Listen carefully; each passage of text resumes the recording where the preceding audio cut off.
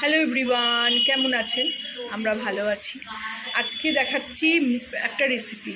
এটা আমার requested recipe. আমার বোন, আমার ভিউয়ার্স, আমার সবথেকে বড় ফ্যান, আমার ভিডিও কোনো দিন ছাড়ে না, সেই বোন আমাকে রিকোয়েস্ট করেছে যে মিক্স ভেজটা করলে আমাকে একটু দেখাস। খুব শর্টে শর্টাং, খুব কম সময়ের মধ্যে করে দেখাবো। খুব ইজি, কোনো তাম ঝাম কিছু নেই, শুধু একটু গুছিয়ে নিতে হবে। এই যে বরবটি নিয়েছি, আপনারা বিনস দিতে পারেন। এই বিনস বলছি, আমি বিনস দিয়েছি, আপনারা বরবটি নিতে পারেন। আমি বরবটিটা ভালো পাইনি বলে বিনস দিচ্ছি। এখানে আলু কেটে নিয়েছি, এখানে হলো রাঙা আলু, মিষ্টি আলু, এখানে হলো কচু, গাঁটি কচু, এখানে হলো ঝিঙেগুলো না সবই অত পরিষ্কার করে ছাড়ানোর দরকার নেই। এটাও আমি পরে দেখে শিখেছি যে কোনো অসুবিধে নেই। এই ঝিঙে তো বাটা করেও খায়, তো কী অসুবিধার মধ্যে থাকলে। আমি তো কচি লাউ হলে ওর মধ্যে খোসা রেখে দিয়ে কাটি। আর এদিকে কুমড়োটারও আমি এটা ছাড়িয়ে নিয়েছি, কারণ কাঁচা কুমড়ো তো বড্ড শক্ত থাকছে। তো এই হলো ইনগ্রিডিয়েন্টস। বেগুন দেবো না, বেগুন দিতে আমার ভাল লাগে না। বেগুন খেতে, মানে এই সবজিতে বিশেষ করে বেগুন খেতে ভাল লাগে না। আপনারা ভালোবাসলে আপনারা দেবেন। আর আর কোনো মশলা দেবো না। শুকনো ফোড়ন, মানে ফোড়নে শুকনো লঙ্কা দিয়ে দিলাম, আর 5 ফোড়ন দেবো, দিয়ে সমস্ত কিছু দিয়ে বসিয়ে দেবো। দেখাচ্ছি, দাঁড়ান। এতে আগে একটু 5 ফোড়ন ছক দিয়ে দিই। এটাতে 5 ফোড়ন ছক লাগিয়ে দিলাম। আর এর মধ্যে এবারে এদিকে এটা ফোড়নটায় গন্ধ ছেড়ে গেছে। এই যে আলুটাও জল ঝরিয়ে নিলাম, রাঙালু আর কচুটাও জল ঝরিয়ে নিলাম। এবারে দিয়ে দেবো প্রথমেই আলু। একটু সাবধানে, জলে ভেজানো ছিল তো ওই জন্য এরকম হচ্ছে। এর সঙ্গেই দিয়ে দেবো গাঁটি কচুটাও, এর সঙ্গেই দিয়ে দেবো রাঙালুটাও। এবার এটাকে ভালো করে আগে ভাজতে হবে, একটু ভালো করে ভেজে নিই। এই দেখুন ভাজা হয়ে গেছে, অনেকটা রং ধরে নিয়েছে। এইবারে এই সব সবজি একসঙ্গে, এখানে কাঁচা লঙ্কাটাও আছে, এই যে কাঁচা লঙ্কা, ঝিঙেটা একটু বেশি দিয়েছি কারণ জল ঝরিয়ে একদম ওটা চুপসে যাবে। আর কুমড়ো, বিনস তো আছে, সব এগুলো একসঙ্গে দিয়ে দেবো।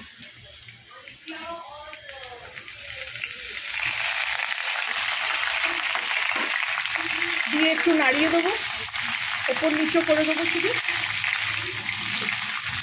এই সময়তেই একটু হলুদ, শুকনো লঙ্কা, মানে কাশ্মীরি শুকনো লঙ্কার গুঁড়ো, আর কিছু মশলা আমি একটু দিই না। নুন মিষ্টিটা একটু পরে দেবো, নুন দিয়ে দেবো যাতে জল ছাড়বে সবেতে, দিয়ে চাপা দিয়ে দেবো।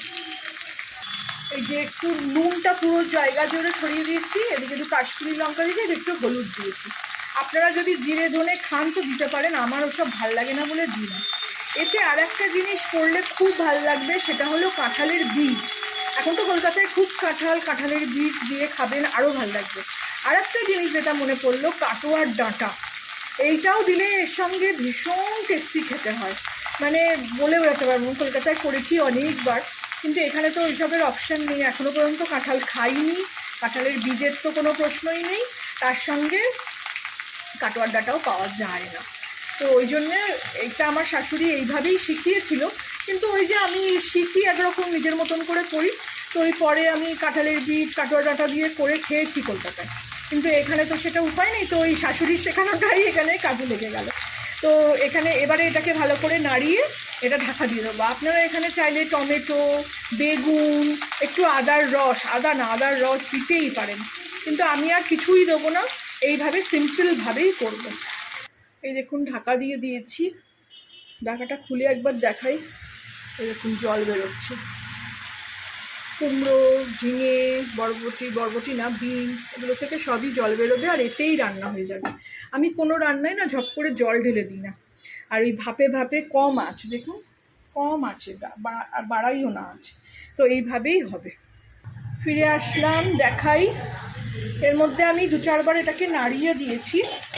দেখুন কি সুন্দর কালারটা হয়েছে না, সব কিছু সেদ্ধ হয়ে গেছে। এটা কুমড়োটাই একটু ডিফিকাল্ট আসলে,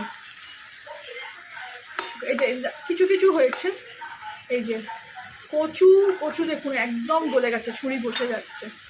এদিকে একটা রাঙালু তখন আমি কাটলাম, রাঙালুও একদম সব সেদ্ধ হয়ে গেছে। ওই যে জল দিই না, একদম এইভাবেই রান্না করি।